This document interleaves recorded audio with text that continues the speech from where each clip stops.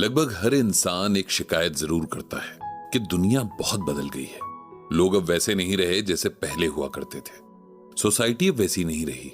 Relations तो खैर जैसे खत्म ही हो गए हैं। और कमाल की बात यह है कि ये शिकायत हर जेनरेशन के लोगों की होती है। चेंज को तो कभी भी टाला नहीं जा सकता, लेकिन इस तरह की शिकायतें करते हुए लोग इस बात को इग्नोर कर देते हैं कि चाहे कोई भी दौर हो, इंसान का बेसिक नेचर नहीं बदलता। लाइफस्टाइल बदल सकता है, प्रायोरिटीज बदल सकती हैं, लेकिन जिन गुणों के साथ भगवान ने इंसान को बनाया है, अच्छे और बुरे, ये गुण नहीं बदलते। और इसी वजह से गीता ज्ञान कभी भी किसी भी टाइम में पुराना नहीं होगा, क्योंकि इसमें इंसान के इन्हीं मूलभूत गुणों और उनके जरिए मोक्ष पाने की बात भगवान श्री कृष्ण करते हैं। एक टाइम था जब अभिनव को भी लगता था कि गीता ज्ञान आजकल की मॉडर्न सोसाइटी को अपील नहीं करेगा और उस पर अप्लाई भी नहीं हो सकेगा। लेकिन जैसे जैसे उसके गीता ज्ञान की जर्नी आगे बढ़ रही है, उसे हैरत है कि अगर ठीक से समझा और समझाया जाए तो गीता ज्ञान हर किसी के लिए आसानी से अपनी लाइफ में अप्लाई करने के लायक है। और आज की सोसाइटी और लोगों को तो इसकी बहुत ज्यादा जरूरत है। हेलो एंड वेलकम दोस्तों, मैं आरजे पीयूष हूं और आप सुन रहे हैं कुकू एफएम। और अब हम वापस चलते हैं अभिनव की ओर। अभिनव ने जब से Bhagavad Gita for business title की सीरीज शुरू की है, उसके पास जैसे मेल्स का अंबार लग गया है, जिससे उसे अच्छा भी लग रहा है लेकिन थोड़ा डर भी लग रहा है। क्योंकि जब कोई भी आपसे अपनी परेशानी बांटता है, तब आपके ऊपर एक बहुत बड़ी जिम्मेदारी आ जाती है। उस परेशानी को समझने के साथ उससे बाहर निकलने का रास्ता ढूंढने में, मदद करने में बहुत सारी बातों का ख्याल रखना पड़ता है। और फिर यहां तो बात श्रीमद् भगवत गीता से जुड़ी थी, जिसमें ना गलत समझने की गुंजाइश थी, ना समझाने की। आज अभिनव ने जिस मेल को रिप्लाई के लिए चुना था वो इस तरह से थी। अभिनव जी नमस्कार, मेरा नाम राकेश है और मैं 40 साल का हूं। मैं एक बहुत ही धार्मिक परिवार से हूं। मेरे घर में हमेशा पूजा पाठ, व्रत वगैरह चलता रहता है। मेरे पिताजी अक्सर गीता पाठ किया करते थे, लेकिन सच बताऊं तो उनके समझाने के तरीके से हमें कभी कुछ खास समझ नहीं आया। फिर भी श्रीमद् भगवत गीता के लिए मन में बहुत सम्मान रहा है। आपका ब्लॉग मेरे किसी दोस्त ने मुझे पढ़ने को कहा था, और अब तक जितना भी मैंने पढ़ा, मैं यही सोचता हूं कि काश किसी ने इससे पहले इतने सरल शब्दों में गीता की एक्सप्लेनेशन की होती तो शायद हमें भी कुछ ज्ञान मिल पाता। लेकिन कोई बात नहीं, वो कहते हैं ना, देर आए दुरुस्त आए। हम 2 भाई हैं। मेरे बड़े भाई का नाम राजेश है। हमारे पिताजी बहुत तेज दिमाग के थे। उन्होंने उस जमाने में इंजीनियरिंग की थी और उन्हें बहुत अच्छी जॉब भी मिल गई थी, लेकिन बहुत जल्दी ही उन्हें एक बात समझ आ गई थी कि अगर जिंदगी को लेकर बड़े सपने हैं तो वे सपने नौकरी से तो पूरे होने से रहे। बड़े सपनों को सच करने और सपनों वाली जिंदगी जीने के लिए बिजनेस करना पड़ेगा। इसीलिए उन्होंने वो नौकरी छोड़ दी और इलेक्ट्रिकल इक्विपमेंट्स बनाने की फैक्ट्री खोलने के लिए हाथ पैर मारना शुरू कर दिया। उनकी किस्मत अच्छी थी कि मेरी मां ने इस बात पर उनका पूरा साथ दिया और मेरे नाना जी ने इस बिजनेस को शुरू करने की फंडिंग करवा दी। इस तरह हमारे बिजनेस की शुरुआत हुई। मेरे पिताजी बहुत मेहनती थे और उन्हें काम की नॉलेज भी थी। नौकरी करते हुए बिल्डर्स वगैरह से उनकी साख भी अच्छी बन चुकी थी, इसीलिए उनका काम बहुत कम टाइम में ही बहुत अच्छा चलने लगा। 10 साल के अंदर उनकी 2 फैक्ट्रीज तैयार हो चुकी थीं और अपनी क्वालिटी की वजह से उनके प्रोडक्ट का मार्केट में नाम भी बन चुका था। हमारा बचपन बहुत अच्छा था और जब हर चीज इजीली अवेलेबल होती है तब इंसान एफर्ट्स भी नहीं करता। मेरे साथ भी यही हुआ। मैंने कभी अपनी पढ़ाई को सीरियसली नहीं लिया, क्योंकि बचपन से ही खेल खेल में हम दोनों भाइयों ने पापा की दोनों फैक्ट्रीज का आपस में बंटवारा कर लिया था। और मेरे मन में बहुत छुटपन से ही ये बात बैठ गई थी कि मुझे दूसरे बच्चों की तरह रात भर जागकर पढ़ने की क्या जरूरत है, जब मेरा फ्यूचर ऑलरेडी इतना ब्राइट है। मेरे पेरेंट्स ने कभी हम दोनों भाइयों पर कोई प्रेशर नहीं बनाया, क्योंकि शायद वे लोग यही सोचते होंगे कि उनकी मेहनत का फल उनके बच्चे चखेंगे। उन्हें एक अच्छे से जमे जमाए बिजनेस को बस आगे बढ़ाने का काम करना होगा। जैसे जैसे एज बढ़ी, मेरे भाई की सोच बदलने लगी। उनका इंटरेस्ट पढ़ाई में बढ़ने लगा और मेरे साथ इसका बिल्कुल उल्टा हुआ। मेरे भाई ने बहुत अच्छे मार्क्स के साथ हर एग्जाम पास करना शुरू किया, तो मैं बस पास होने के लिए पढ़ता रहा।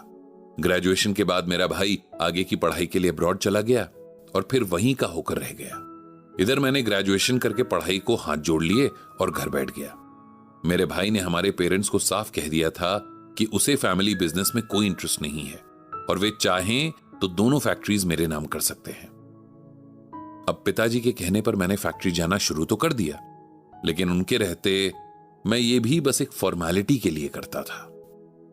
इस बीच हम दोनों भाइयों की शादियां भी हुई, बच्चे भी हुए, जिंदगी अपनी रफ्तार से बढ़ रही थी। और जब हमें लग रहा था कि सब कुछ ऐसा ही चलता रहेगा, तब एक दिन अचानक से सब बदल गया। मेरे पिताजी की हार्ट अटैक से डेथ हो गई। पहले तो कुछ समझ ही नहीं आया कि क्या करें, लेकिन धीरे धीरे जब हम सब नॉर्मल हुए तब बिजनेस का ख्याल आया। पिताजी के यूं अचानक चले जाने से बहुत कुछ उनके साथ ही चला गया।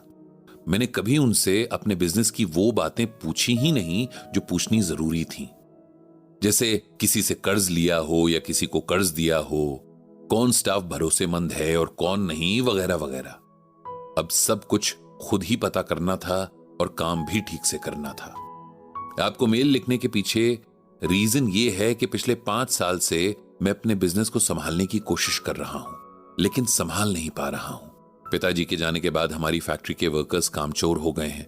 इतने ढीठ कि बुलाने पर भी मेरे ऑफिस में नहीं आते, टाइम से काम पर नहीं आते, और क्लाइंट्स भी इधर उधर हो गए हैं क्योंकि टाइम पर ऑर्डर पूरे नहीं होते और क्वालिटी भी वो नहीं रही जिसके लिए हम जाने जाते थे। मैं बहुत कोशिश कर रहा हूं, लेकिन मुझे समझ नहीं आता कि अचानक से सबको क्या हो गया है। आपको क्या लगता है, और क्या आप मुझे बता सकते हैं कि मेरे लिए श्रीमद् भगवद गीता का क्या संदेश हो सकता है? अभिनव ने इस मेल को पढ़कर राकेश को आंसर लिखा।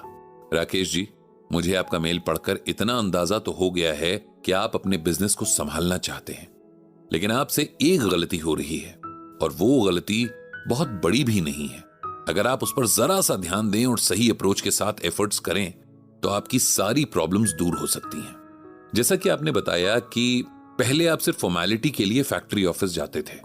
जाहिर है वहां के वर्कर्स से लेकर क्लाइंट्स तक सभी के लिए आपके फादर ही सब कुछ थे, और उनके अचानक चले जाने से वो जगह एकदम खाली हो गई। आपसे बस ये गलती हो रही है कि आप उनकी जगह लेने के बदले उनकी जगह बस बैठ रहे हैं।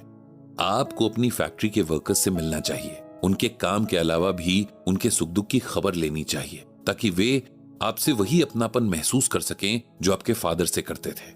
हमारे देश में लोग अभी भी पैसे से ज्यादा इमोशंस की वजह से एक दूसरे से जुड़े रहते हैं। आपको हर वो काम पहले खुद करना चाहिए जो आप अपने वर्कर्स से एक्सपेक्ट करते हैं। जैसे कि आप अगर चाहते हैं कि वे सब टाइम पर आएं, तो सबसे पहले आपको टाइम पर ऑफिस पहुंचना होगा। प्रोडक्ट की क्वालिटी में कॉम्प्रोमाइज ना हो, इसीलिए आपको खुद बार बार क्वालिटी चेक करते रहना होगा। आप आसपास होंगे तो ईमानदार लोग और मन लगाकर काम करेंगे और बेईमान कुछ भी गलत करने से डरेंगे। एक अच्छे बिजनेस की नींव इस बात से मजबूत होती है कि बिजनेस चलाने वाले का बिहेवियर कैसा है। बिजनेस में कामयाब होने के लिए अपना ईगो और घमंड छोड़ना होता है। जिनके दम पर आपका बिजनेस आगे बढ़ेगा उन्हें इज्जत देनी पड़ती है, फिर चाहे वो वर्कर्स हों या क्लाइंट। जैसा दूसरों से उम्मीद रखते हैं, पहले वैसा बनना पड़ता है, तभी व्यापार आगे बढ़ता है।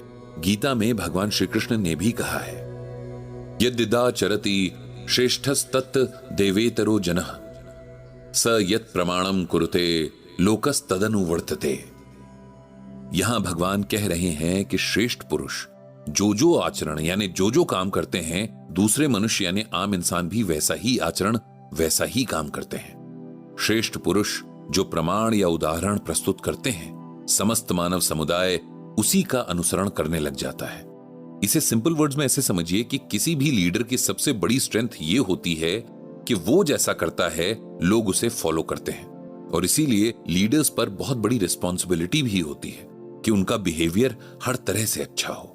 यह बात बिजनेस पर भी लागू होती है। आपका बिहेवियर कैसा है, डिसिप्लिन कैसा है, अपने बिजनेस के प्रति कमिटमेंट कैसा है, इसी को देखकर लोग आपके साथ काम करना पसंद करते हैं, और तभी आपका बिजनेस आगे बढ़ता है। तो राकेश जी, आप इन बातों को ध्यान में रखते हुए अपनी फैक्ट्री और अपने बिजनेस को संभालिए। भगवान श्री कृष्ण सब अच्छा करेंगे। इतना लिखकर अभिनव ने मेल भेज दिया।